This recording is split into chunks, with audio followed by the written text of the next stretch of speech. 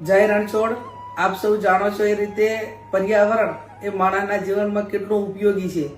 એ કુદરતે જે આપણને કુદરતી સંપત્તિ આપી છે એના હિસાબે માણસ એ પોતાનું જે જીવન અને ખાસ કરીને સ્વસ્થ કઈ રીતે એનું આરોગ્ય કઈ રીતે સાચવવું એમાં સૌથી કોઈ મોટી મદદ હોય તો એ કુદરતની છે. હવાના રૂપે, પર્યાવરણના રૂપે અનેક કુદરતી સંપત્તિના કારણે આપણું આરોગ્ય સારું રહે છે. 4 રાજ્યોમાં જે ગિરિમાળા આવેલી છે એ ગિરિમાળા એ આપણી શાન બાન અને એક આપણું ગૌરવ છે.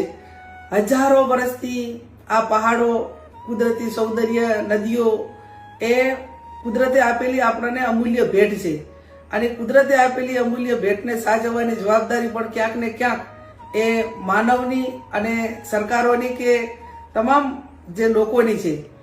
સુપ્રીમ કોર્ટે હમણાં એવો આદેશ આપ્યો કે 100 મીટરથી કરીને નીચી હિલવાળી જે કઈ પહાડીઓ છે એ અરવલ્લીની ગિરિમાળામાં ના આવે.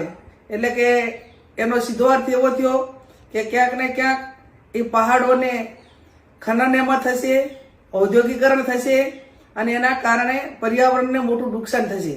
ખાસ કરીને જે બનાસકાંઠા હોય, આ બાજુ રાજસ્થાન હોય કે જે રેગિસ્તાનથી સંકળાયેલા વિસ્તારો છે અને આ પહાડીઓ છેક અંબાજીથી કરીને એ ઉમરગામથી કરીને ત્યાં સુધીની જે પહાડીઓ છે એ અરવલ્લી ગિરિમાળાની અંદર એનો સમાવેશ થાય છે.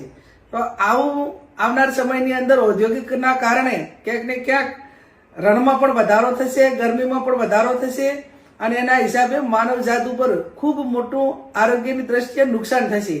ત્યારે હજારો